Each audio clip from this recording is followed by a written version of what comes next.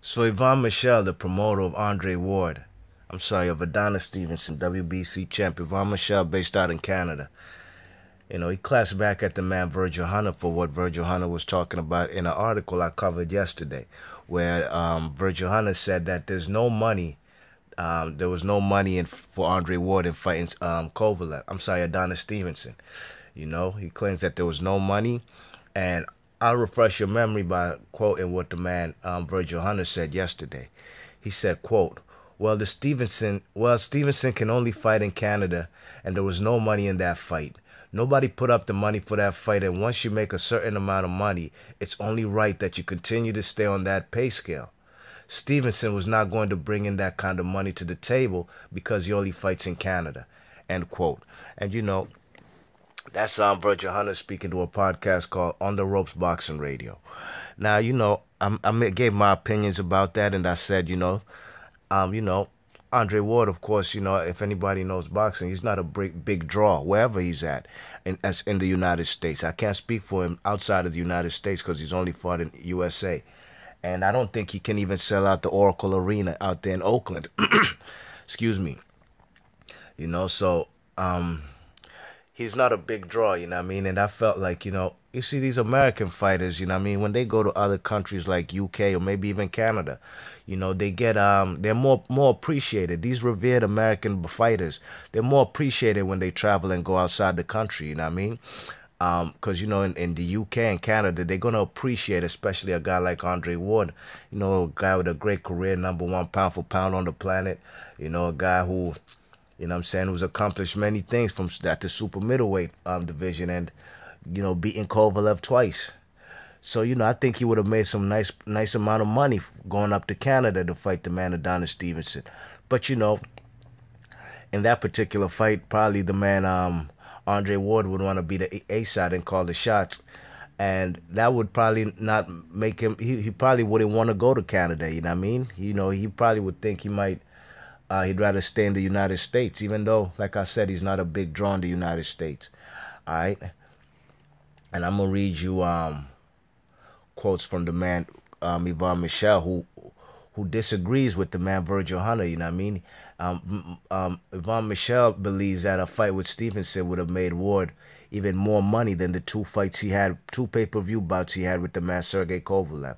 And I tend to agree with the man Yvonne Michelle, so I'm going to read you some quotes from Yvonne Michelle regarding what Virgil Hunter says. Quote, so he is claiming there was not enough money for the fight and Ward would have been paid less than his fights with Kovalev.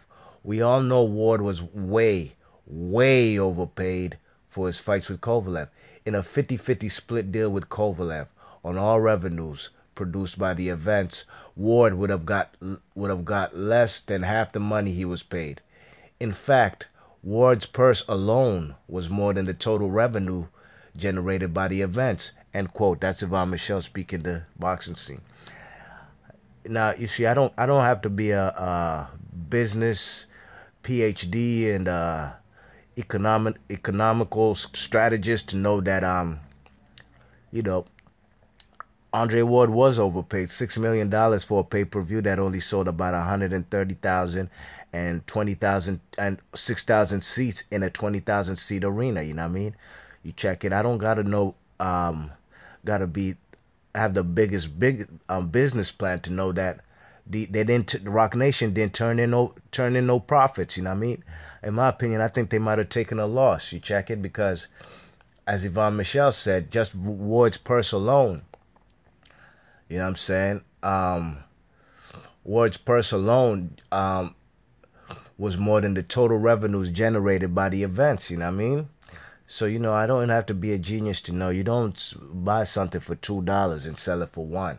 That don't make sense, you know what I mean? And that's basically how I looked at that situation. And, that's no knock on Andre Ward. Get your money however and whenever and how you can, you know what I mean? But, that right there was a telltale warning sign that Rock Nation, man, they don't know what they're doing in the boxing game, you know what I mean? Remember they offered, they gave Miguel Cotto $50 million deal for 3 fights. Miguel Cotto only did 2 of the 3 fights, fighting Sergio Martinez and Daniel Gill. And he got probably no less than 25 mil, maybe 30 mil out of that. For 2 fights, for fighting Daniel Gill and Sergio Maravilla Martinez, you know what I mean? That didn't make sense. I remember when Rock Nation offered Adrian Broner $40 million for 5 fights. That's about $8 million per fight. While Adrian Broner's a guy who makes about $1 million with Al Heyman, you know what I mean? I even made a video about that and said that the man, AB, will regret not taking that 40 mil. So anyways, let's go into some more quotes from the man, Yvon Michel. Quote, the reason he was paid that much was because of the generosity of his own promoter, Rock Nation, who subsidized him with millions to convince him to take the fights. Ward's gains over the 50% of all incomes of the event were his promoter's losses. A promoter can't do that kind of business forever if he wants to stay in the business.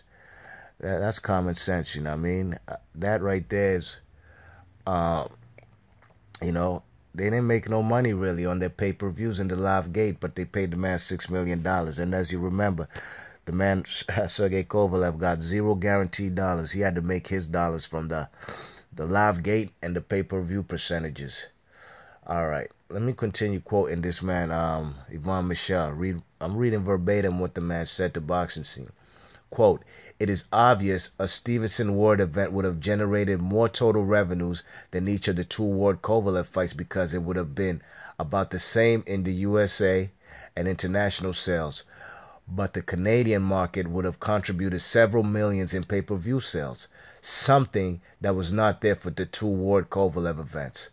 But even the Canadian contribution would have been enough to satisfy the needs of Ward, who would have requested, according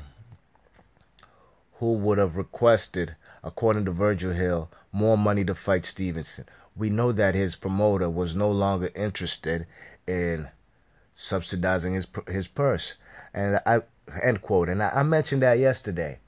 Fuck it, to make the fight happen, if Rock Nation got money to throw around and break the bank, fuck it, give him 10 million. You know, because the way Yvon Michel is talking, he's basically saying Andre Ward only took that $6 million, a lot of money, because of the risk, you know what I mean?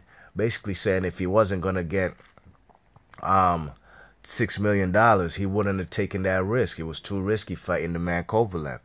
You know, so in order for Andre Ward to fight Kovalev, he had to command that high purse, you know what I mean, of $6 million for the second fight.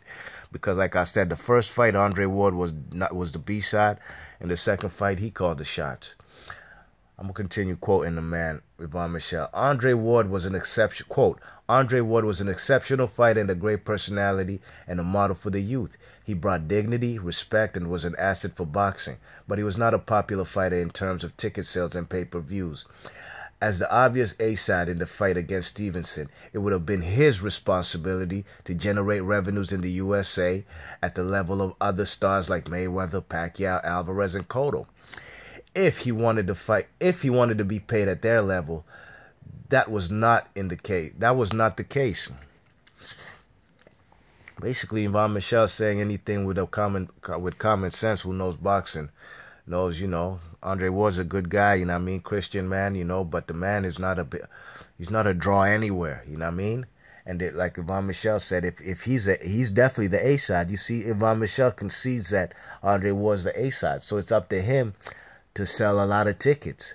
And Andre Ward probably knows that he cannot do that, and the only place he probably can do that is in Canada.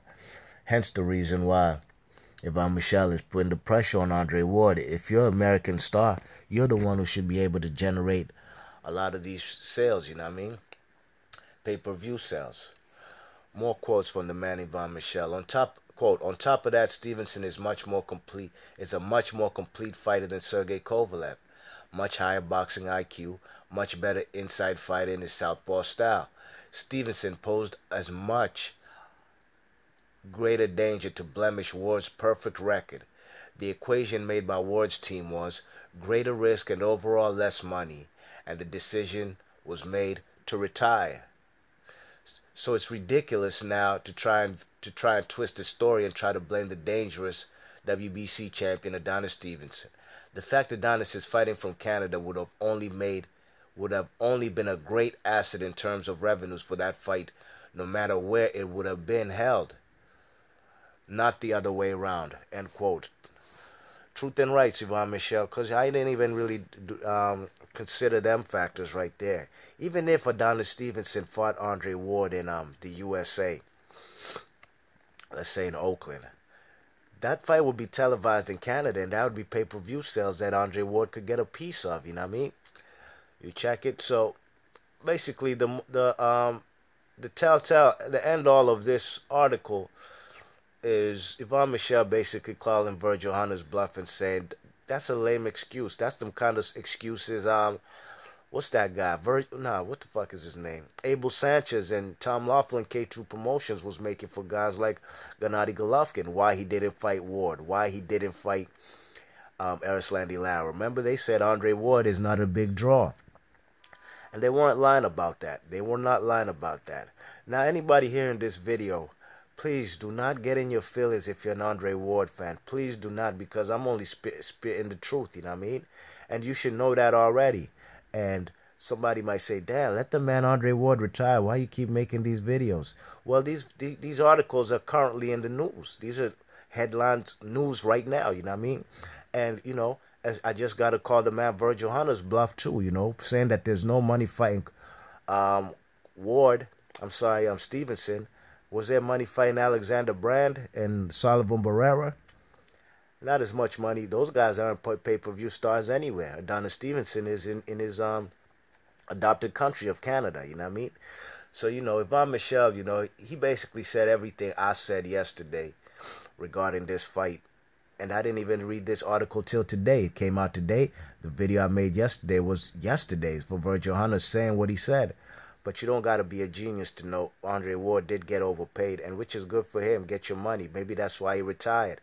$6 million, you know what I mean, for 8 rounds. Good for you, you know. But meanwhile, guys like Adonis Stevenson, it looks like he been shut out there trying to get an undisputed fight, you know what I mean, 2 times in a row by Kovalev and Andre Ward.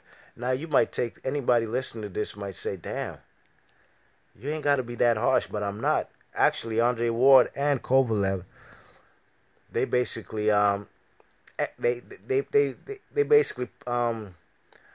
ignored the man Adonis Stevenson so they could fight, make some money. What situation was like? Oh yeah, like Leo Santa Cruz and Carl Frampton, how they fought each other just so they don't have to fight the man Adonis Stevenson. In my opinion, this is a sort of similar situation because, you know, this fight was for undisputed, you know what I mean? This fight was for undisputed, and I guess Andre Ward wanted a lot of money for the risk, you know what I mean? So Andre Ward was basically picking the business side over career and legacy, you know? And maybe he didn't want this guy Adonis Stevenson to come up off his name, you know what I mean? If he did possibly beat him.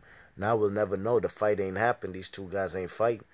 So it's just a matter of speculation. But, you know, they basically froze the man Adonis Stevenson out. Adonis Stevenson ain't even get to fight Kovalev twice because he ducked out of them purse bids. Now he wanted to fight Ward. Ward retired. Ward says that there's no money in fighting Adonis Stevenson. So, you know, these are just business tactics to get out of a fight, to avoid a fight. And, you know, when it happens with other guys, with Leo Santa Cruz, Carl Frampton, we call them fellas duckers. When it happened with Gennady Golovkin, ducking Ward and Lara, we call them duckers. You know, so why the same scenario cannot apply? Doesn't apply to Andre Ward, you know what I mean? He didn't want to, I guess this fight was too dangerous, too risky for him. You know, Andre Ward definitely is a more accomplished fighter than Adonis Stevenson. But how would Adonis Stevenson get a chance to, you know, show his greatness if an undisputed fight with Andre Ward was totally ignored and by Andre Ward's team, you know what I mean? They wanted no parts of that. And like I said yesterday, Crawford and Ndongo, they came together as men who wanted to make history and, you know, enhance their legacy. And they came together for an undisputed fight, and they made it happen, you know? And I'm not saying Andre Ward is the only one who didn't, you know, Adonis Stevenson, you know, I'm not sure if even these guys got into negotiations, you know what I'm saying? But, you know, these two guys have been in position to fight each other since 2013. We in 2017, and nothing came about it. I do know Adonis Stevenson has called out Andre Ward more than Andre Ward has even mentioned Adonis Stevenson. It's like, you know, he ain't even want to mention Adonis Stevenson's name. But it is what it is. Be March Boxer. Leave your thoughts and comments. Let me know what you think about Yvonne Michelle calling out Virgil Hunter's bluff. I'm gone.